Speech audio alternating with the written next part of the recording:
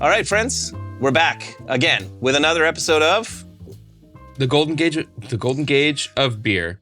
So actually, it's funny that you said that because it made me think of the Golden Girls as soon as you said Golden Gauge. And Dorian did send, I don't know if you noticed when I sent you the like logos things, there was just one like cartoon picture of like. That's what that, I was like, who is this? Yeah. Ah. And he's like, you could use like one of the pictures of the Golden Girls. But I'm like, all right, fair. I like it. Yeah. I like it. Honestly, I feel like the Golden Girls. We're just sitting up here just chirping away. That's right. That's what they do, right?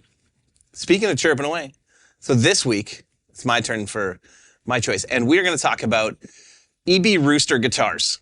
Because the vast majority of you paying attention here, all 18 of you, have never heard of these guitars. I'm pretty certain.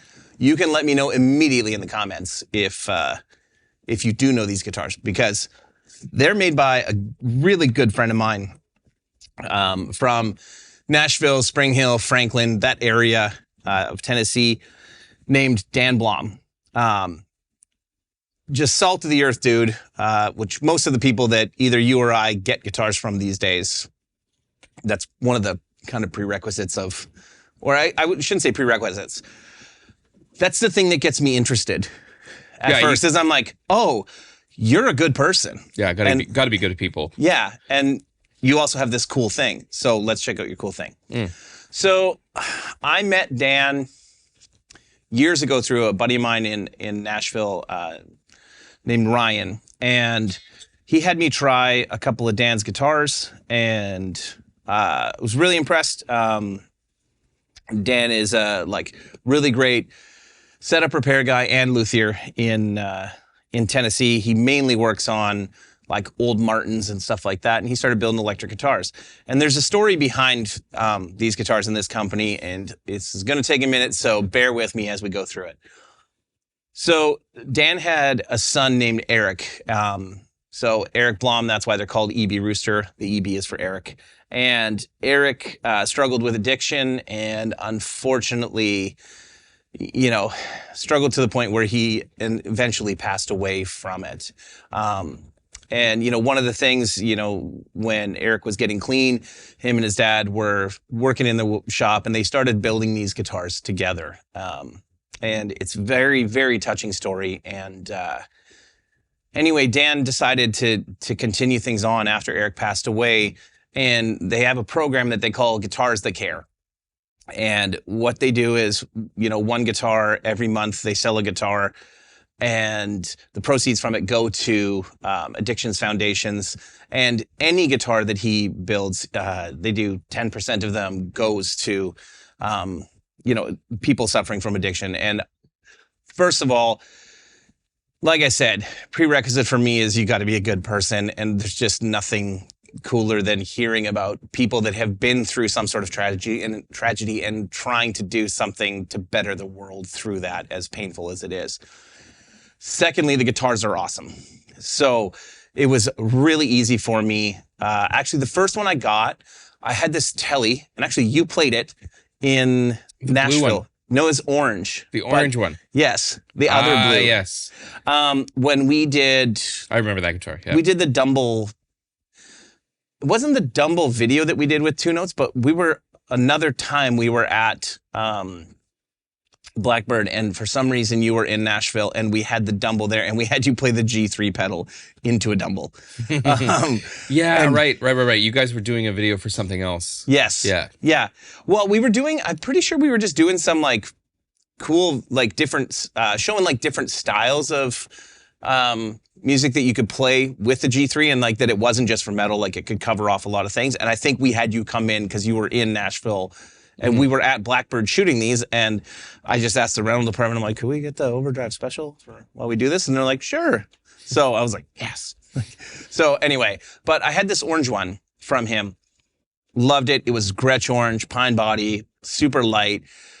Didn't love the neck. The neck was super fat, like super baseball fat. And Kyle, who worked for us at the time, loved it. So I was like, that's now your guitar. And then I bought this guitar here. So I was at the Dallas Guitar Show. Dan brought about 7 or 8 guitars to come have at our booth that year. And this was one of them. I love the neck on it. It's a Strat. Actually, I'm going to grab it because I want you to feel how this neck feels, because it's a different carve. Aha. Yes. A neck. Yes. So they're like torrefied, like maple necks, right? Like roasted maple. And I don't really know what torrefied means. I think it's just another fancy way of... We got really, really scared one time. Yeah, exactly. So I played this there. I love it. The pickups in that guitar. Here, let's give you some noise. Those pickups are care of McNelly Pickups, another great Canadian company out of Ontario, Canada. Like, good sounding pickups. Love the guitar. The interesting about it is Dan would often have like artists do things on guitar. So like that orange Tele had like a pick guard with a weird design on it, right? This one had a skull wearing a sombrero on it right here on the carve. And I told Dan at the Dallas show, I was like, I would buy this guitar today if it didn't have this. And he's like, well, I can sand it off. And I'm like, well, I don't want to make you do that. He's like, well, I would. So I'm like, if you do that, I'll buy it. So he took it home and did that. Now, Dorian is shaking his head at me right now because any skull of any sort on anything, Dorian's in. And I probably but ruined he's actually the guitar. got quite the nice skull himself. Yes. So that was the next one that I bought. And I loved the neck on it. It's not so much the carve of the neck that I loved. I actually like that it feels insanely hard. Like to me. Yes. Yeah. I know exactly what you thought there. But yes. So I bought this from him. Then ooh. And then I wrecked this one. I was sitting on my cable. Get it out. Come on now. No. I can be an adult about it. That's it. You know. You heard it here first. I was gonna say that's the clip that's gonna be on. First thing I noticed about it. Oh, it didn't work. Sorry, I knocked it out as soon as I did that. So I had that one, was great. I go to town, like Nashville again, and he's got this Tele, not this one. He has a different one, and I pick it up and I play it, and I'm like, feels great.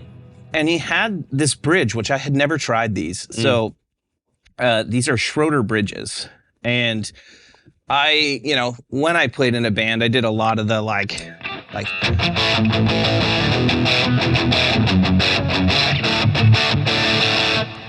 a lot of the good old pop punk style stuff. Yeah. So I'm constantly resting my hand on the bridge, and love the look of Telecasters. Love the sound of most of them.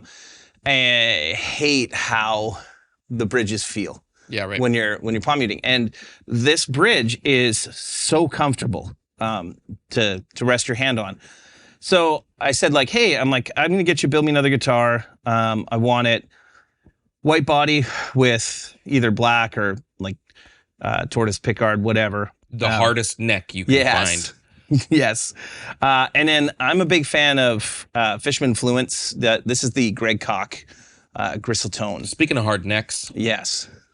And I mean, that gentleman knows how to play the guitar and has. Do you know Greg?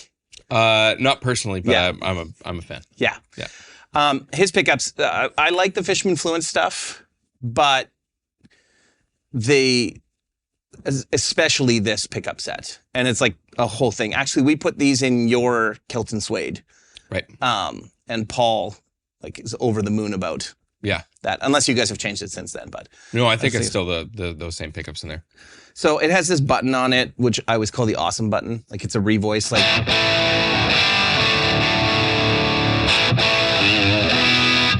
So it doesn't sound very Tele-ish anymore, but it's just a great rock and roll guitar then. So anyway, I had him build this for me. went with the white body because I had my Schecter, which is over there. But and I never actually wanted a white guitar, and I got my Schecter and loved it. And I was like, okay, that's what I'm gonna get. So he built this for me, and again, killer instrument. I've used it tons of shows, like not concerts, trade shows, yeah, my shows, not Joe shows, my shows, and hundreds of thousands of people at his shows. Yes, hundreds of people at mine. Yes, yeah, yours more fulfilling than mine.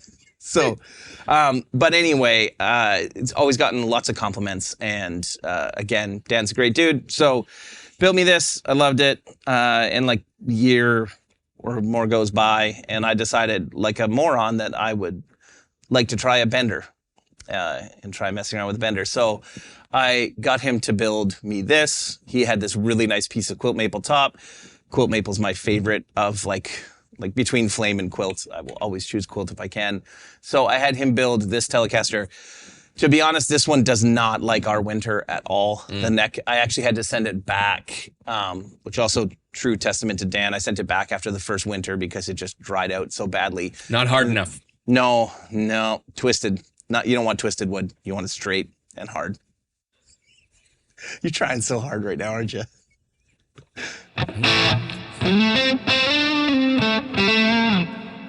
Anyway, I sent it back to him, and he put a new neck on it, and it's way better than it was, but it still needs to be kind of a case queen, because otherwise it just, yeah. I've never heard that. Really? Yeah, case queen. Yeah, that's what like a lot of people call like their like immaculate guitars, that like it's a case queen, it stays in the case, and like no scratches. Lots of my guitars probably should be in their cases, but just aren't. Yeah. Yeah.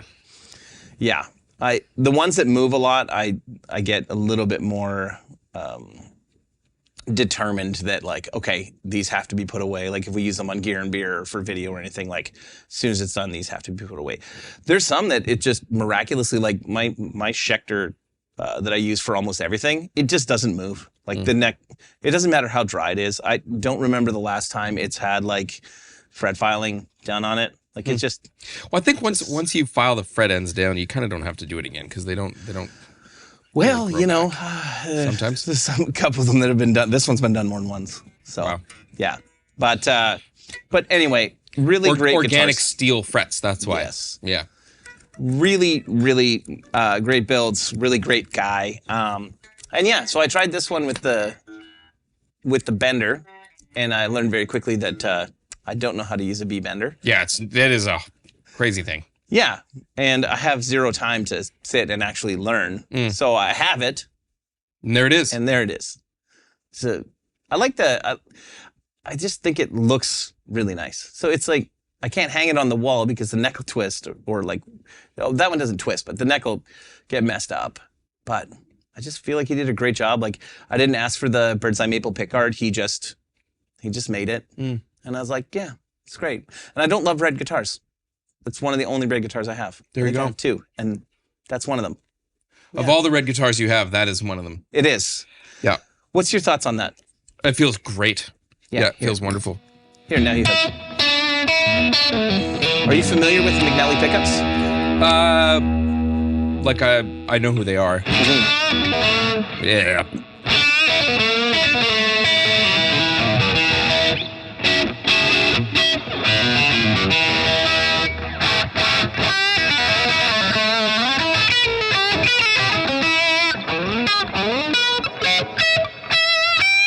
Yeah, this thing feels great. Yeah.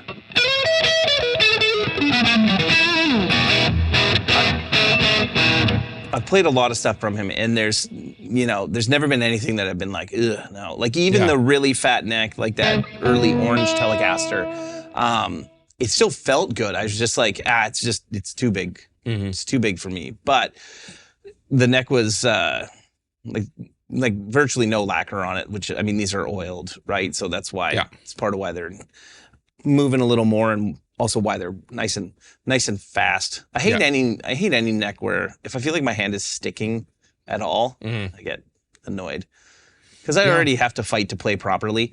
Right. A little bit that I'm like, I don't want anything making it worse. That's fair. I never noticed that kind of thing. That's because you're a professional. It's because probably all my guitars play like total dog shit. Oh man, when you had that Sir Classic Antique, I remember that was like the first guitar of yours that I played. And you were like, this thing could play so much better than it does. I was like, how the hell? I'm like, I know you have to have high action because of slide, but like, how the hell do you play this thing?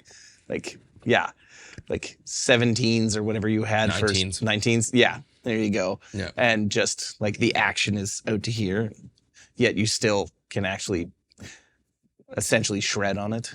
I mean, not anymore. My hands are not in very good shape anymore. I can barely play the guitar, but you know, Lies. I have gone back and like listened to, you know, like somebody will like repost something from years ago and be like, oh dang, yeah, I was better at guitar then than I am now. But I actually feel the opposite for me as a player. Like, I feel like I've gotten better since partnering up with Dan and doing Revv, even though I don't actually play out anymore. But I think it's because I get more opportunities for like sitting and doing this where I'm forced to play, like even if it's only 5 minutes of what I'm doing, or most of the time on Gear and Beer, I'm still with my volume off. It drives Manny and them nuts. I'm still just noodling. So, you want to try the Tele? yeah, do I? I don't know where the strap is. Oh yeah, I guess we could just do that. No, you had a better idea. And then, look, I can get his magic little button he gave me. And there he is.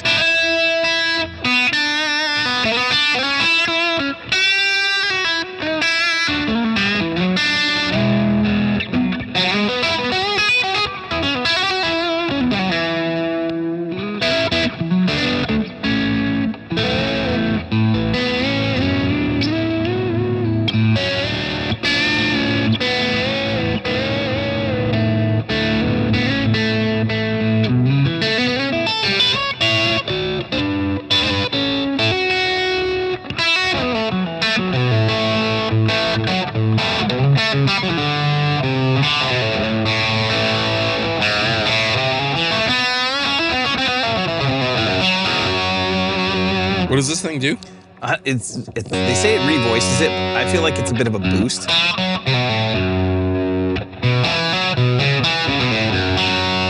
honestly call it the awesome button. I kind of like it out better. Yeah? Like it's a little more like, it's just a little more Tele-ish. Yes. Overall, I mean, they don't sound super Tele.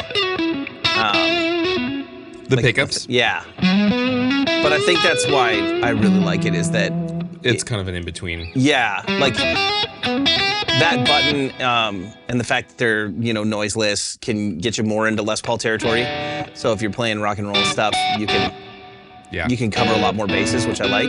I actually don't think I don't have a like standard style Telecaster without those pickups. Right. So I only have the ones that have the humbucker in the neck that have different pickups in them. So, yeah.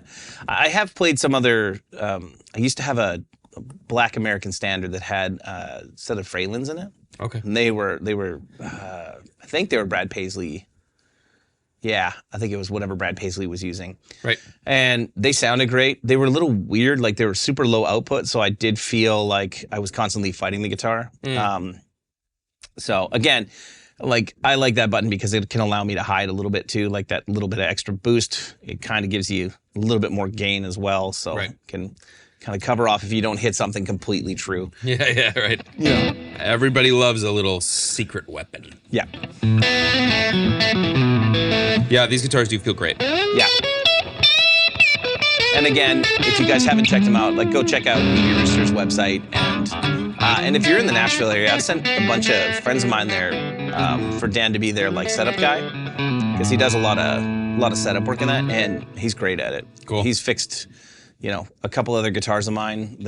He made that 2009 Gold Top Les Paul that I've talked about a few times that has just been kind of a dog. He made it so that it's playable. Right. Playable now, but yeah.